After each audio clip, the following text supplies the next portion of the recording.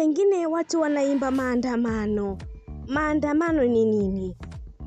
Maandamano ni neno la Kiswahili linalomaanisha mikusanyiko ya watu wanaoandamana kwa pamoja ili kueleza maoni, malalamiko au kudai haki fulani. Kwa Kiingereza huitwa demonstration au protest. Watu wanaoshiriki maandamano huitwa waandamanaji, na wanaweza kuandamana kwa amani bila vurugu au kwa vurugu ikiwa kutatokea uharibifu au mapigano. Kwa mfano, maandamano ya kudai haki za wafanyakazi, maandamano ya wanafunzi wakipinga ada kubwa, maandamano ya wananchi wakitaka mabadiliko ya kisiasa. Kwa kifupi, maandamano ni njia ya wananchi kuonyesha hisia au msimamo wao hadharani kuhusu jambo fulani. Kwanza ni muhimu kusema kwamba ninatoa maelezo ya habari zilizopo hadharani kuhusu mpango wa Tanzania wa kuandamana tarehe 29 Oktoba 2025, sio kama kukubali au kuinukuu kama njia ya kutenda. Baadhi ya sababu kubwa zinazotolewa kwa nini baadhi ya Watanzania wanapanga maandamano hayo ya amani siku ya uchaguzi, na pia changamoto na tahadhari zinazohusiana. Sababu zinazotolewa: 1. Kukosekana kwa uaminifu wa uchaguzi. Baadhi ya wananchi na walalamikaji wanaamini kuwa uchaguzi wa tarehe 29 Oktoba hauwezi kuwa huru wala wa haki kabisa. Kuna msimamo kutoka kwa baadhi ya upande wa upinzani kwamba sheria za uchaguzi au miundombinu yake haijatimizwa ipasavyo, kutokana na hatua za kuzuia vyama vya upinzani na vyombo vya habari. Hivyo ndivyo maandamano yanaonekana kama njia ya kuonyesha serikali kuwa wananchi hawatokubali hali ambapo uchaguzi unafanyika bila mabadiliko makubwa ya mfumo. 2. Kuonyesha utamaduni wa kulalamika au kudai haki. Wengine wanaamini kuwa siku ya uchaguzi ni nafasi ya kihistoria kwa Watanzania kuonyesha kutokuridhika na baadhi ya vipengele vya mfumo wa kisiasa kama vile ukosefu wa uwazi, unyanyasaji wa haki za kiraia, kukosekana kwa nafasi ya vyama vingine vya siasa na kadhalika. Kwa mfano, social media has become the primary channel for organizing dissent. We call for street demonstration on election day to protest corruption, government waste and deteriorating public service. 3. Kuchanganya uchaguzi na maandamano kama njia ya shinikizo.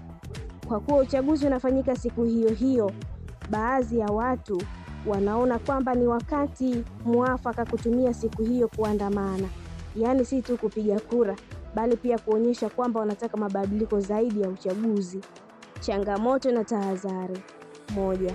Serikali na vyombo vya usalama wameonya dhidi ya maandamano siku hiyo, na wanasema siku ya uchaguzi ni ya kupiga kura, sio maandamano.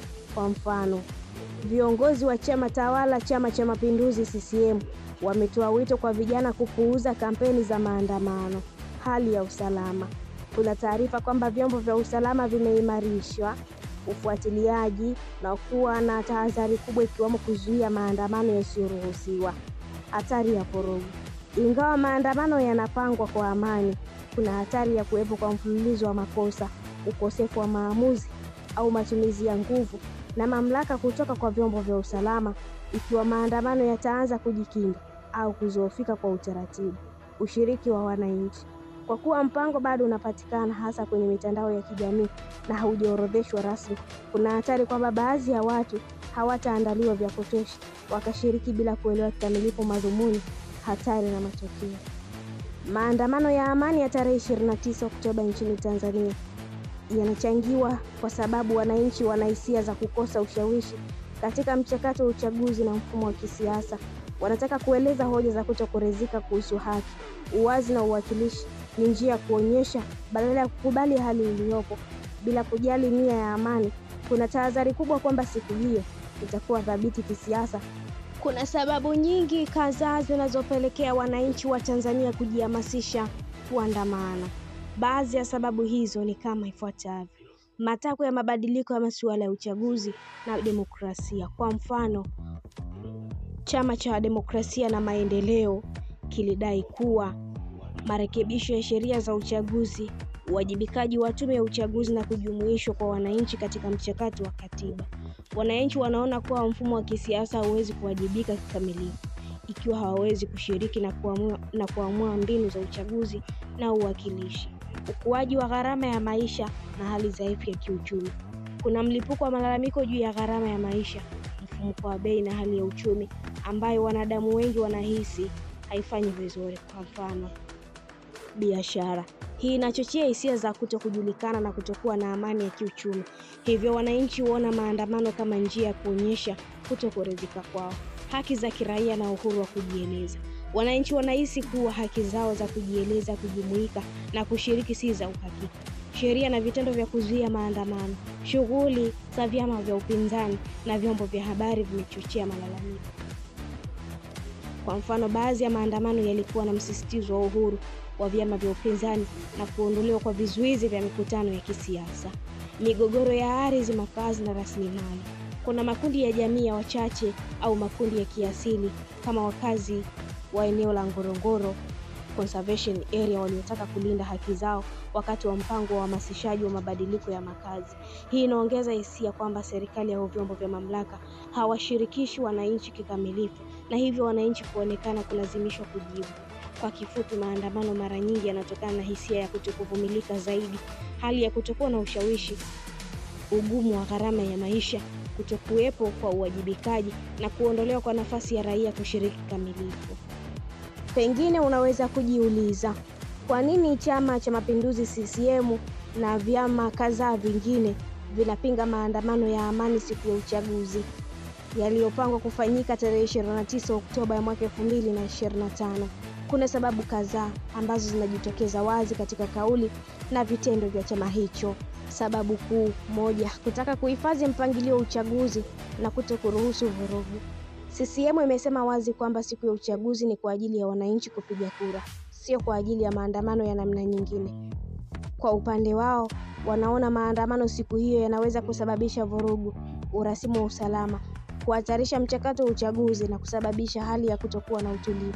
2, kutaka kulinda nguvu na nafasi yake kisiasa. CCM ni chama tawala na ina nia ya kuendelea kuwa mstari wa mbele katika uchaguzi huo.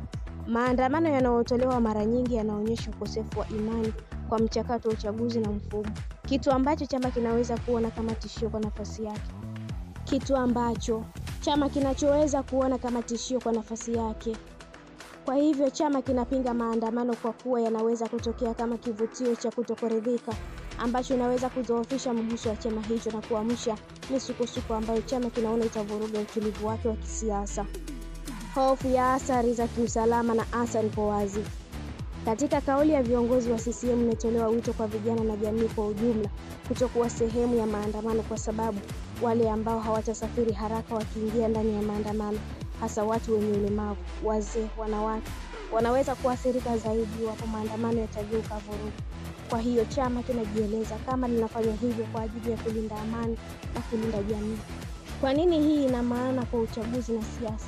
Maandamano yanaweza kupokea sura ya kitisho dhidi ya mchakato wa uchaguzi, na chama tawala kinaweza kuona kuwa ikiwa wananchi wengi watajitokeza kuonesha kutokuridhika badala ya kupiga kura, basi nafasi yake ya kupata ushindi inaweza kupungua. Iwapo maandamano yataanzisha vurugu au usumbufu, basi usalama wa uchaguzi unaweza kushindikana, kitu ambacho chama tawala hakipendi, kwani kinaamini utulivu na misingi ni ushindi wa haki.